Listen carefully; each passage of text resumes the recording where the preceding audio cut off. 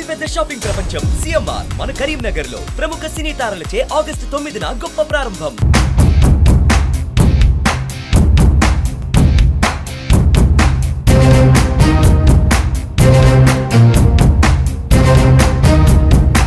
అప్పుడు ప్రయాణికులు ఎవరు లేరండి, ప్రాణ నష్టం జరగలేదు, ఎవరికి గాయాలు తగలలేదు. ఇప్పుడు దర్యాప్తు జరుగుతుంది. దర్యాప్తు జరిగిన తర్వాత ఎందుకు షార్ట్ సర్క్యూట్ కాదా అని మనకు క్లారిటీ వస్తుంది. 7:30 పొద్దున 7:30 గంటలకు ప్రమాదం జరిగింది.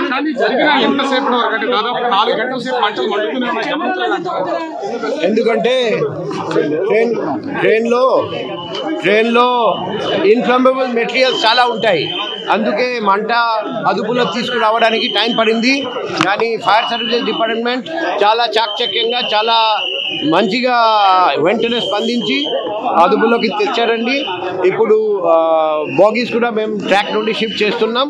త్వరలో నార్మల్ మూవ్మెంట్ రిజ్యూమ్ అవుతుంది. అది ఎప్పుడు రిజ్యూమ్ అవుతుంది అది రైల్వే అథారిటీస్ మీకు తెలియజేస్తారు. కారణాలు అంటే ఆగి ఉన్నదాంట్లో ఏదైనా షార్ట్ సర్క్యూట్ ఏమైనా అయ్యి ఉండొచ్చా? కొందరు ప్రయాణికులు షార్ట్ సర్క్యూట్ వల్ల జరిగిందని చెప్తున్నారండి.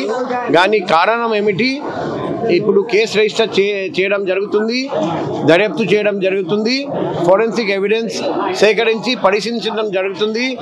ఫోరెన్సిక్ నిపుణులు అభిప్రాయం ఇస్తారండి. మా క్లూస్ టీమ్ కూడా వస్తున్నారండి. ఆ ఫోరెన్సిక్ ఎవిడెన్స్ చూసి మేము ఫైనల్గా క్లియర్గా క్లారిటీతో సహా చెప్పగలం. అది ఈ ట్రైన్ ఎప్పుడు మరి స్టార్ట్ అవుతుంది అది రైల్వే అథారిటీస్ మీకు చెప్పాలి. మేము దర్యాప్తు గురించి మాత్రం చెప్పొచ్చు, అగ్ని ప్రమాదం గురించి చెప్పొచ్చు. జిఆర్పి చేస్తారండి, ఎందుకంటే ఇది జిఆర్పి పరిధిలోకి వస్తుంది.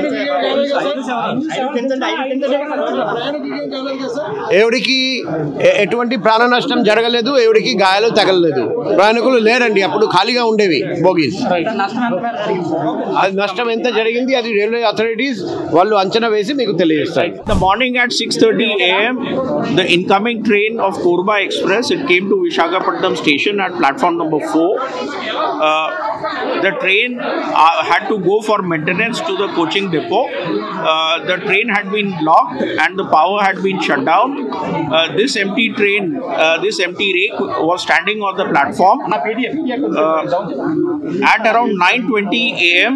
our RPF staff who was patrolling the platforms, he noticed smoke coming from the B7 coach. He immediately alerted the fire brigade and accordingly all the railway staff available at the station, they also came with backup to douse the fire. The efforts to douse the fire started immediately after that. Once the fire brigade came, the efforts to douse the fire were intensified. As per the protocol, the two adjacent coaches were left attached to this particular coach and the rest of the rake has been taken out to the coaching depot.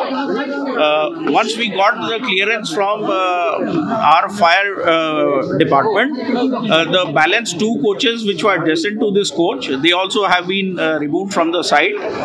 This particular coach also we will be taking to the depot for further investigation.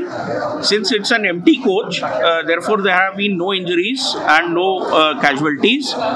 The damage is only to the coach. We are going to assess the damage. We are also going to investigate in detail the cause of the fire.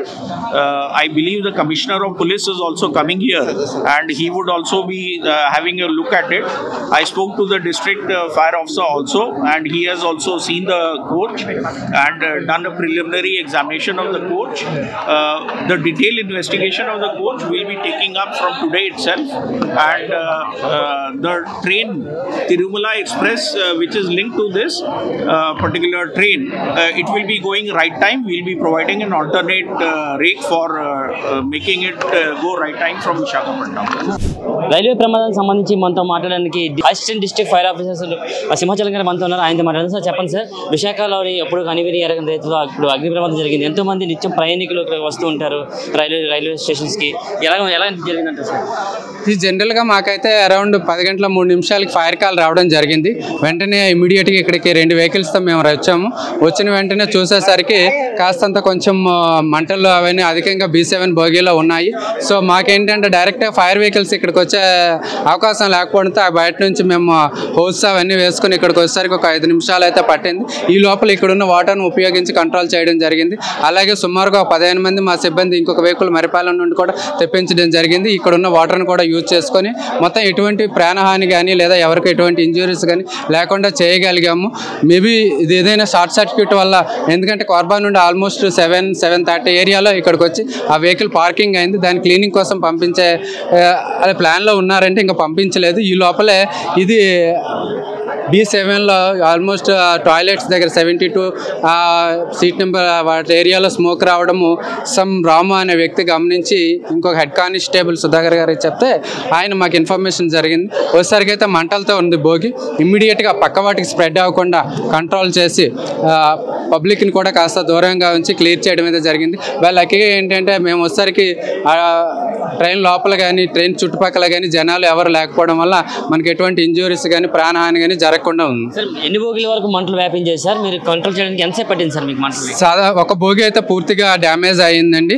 B6 కొంచెం little bit, అలాగే M1 కూడా కొంచెం little bit. దీని వేడి వల్ల కొంచెం అది heat వల్ల కొంచెం డ్యామేజ్ అయ్యి ఒక బోగి అయితే పూర్తిగా డ్యామేజ్ అయింది. 2 బోగీలు అయితే పార్షియల్గా డ్యామేజ్ అయ్యడం జరిగింది. మేము వచ్చిన తర్వాత సుమారుగా 15 నిమిషాల నుండి 25 నిమిషాల వరకు మా టైం పట్టింది. ఎప్పుడైతే ఫైర్ కంట్రోల్ అయిపోయిందో దాన్ని తర్వాత కూల్ చేయడానికి మేము ఒక హాఫ్ అన్ అవర్ పైన తీసుకున్నామండి. మీరు మంటలు ఆర్పడానికి పాల్గొన్నారు సార్? మొత్తం దగ్గర ఆఫీసర్స్ స్టాఫ్ అందరూ కలిసి 20 మంది వరకు వచ్చారండి. మాతో పాటు additional district fire officer, assistant district fire officer Pedaganti ఆడ, అలాగే మా స్టేషన్ నుండి leading firemens, driver operators 3 vehicles రావడం జరిగిందండి. మీరు చెప్పండి, ఫైర్కి సంబంధించి మీకు తెలిసిన వెంటనే మీరు ఎలా రెస్పాండ్ అయ్యారు? ఎంతసేపట్లో మీరు మంటల్ని అదుపు చేయగలిగారు? మొత్తం ఏం జరిగింది? మేము వచ్చేసరికి వెహికల్స్ వచ్చాయి, 2 వైపుల వెహికల్స్ వచ్చాయి. మాకు రావడానికి అవకాశం లేదు, మాకు రోజులు తీసుకుని రావడానికి అవకాశం లేదు. అవకాశం లేకపోతే ఒక 2 పరిగెట్టి వచ్చాం.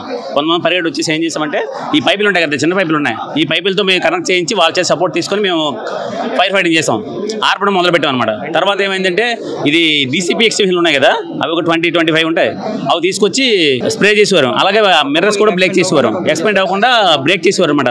తర్వాత ఏమైందంటే ఇంకో విషయం ఏంటంటే ఈ రైల్వేది ఎక్కడైతే ఫైర్ అయిందో అక్కడ ఎక్స్టెన్షన్ పెట్టించుకున్నట్టయితే వారు చూడగానే ఫైర్ ఫైటింగ్ చేస్తారు, కంపల్సరీ ఉంటాయి అక్కడ. కానీ వీళ్ళకి అవకాశం లేకపోతే తెలియకపోవడం వల్ల అది అవ్వలేదు అనమాట. లేకపోతే అక్కడే ఫైర్ పుటప్ చేసుకోవచ్చు, కంప్లీట్ చేసుకోవచ్చు.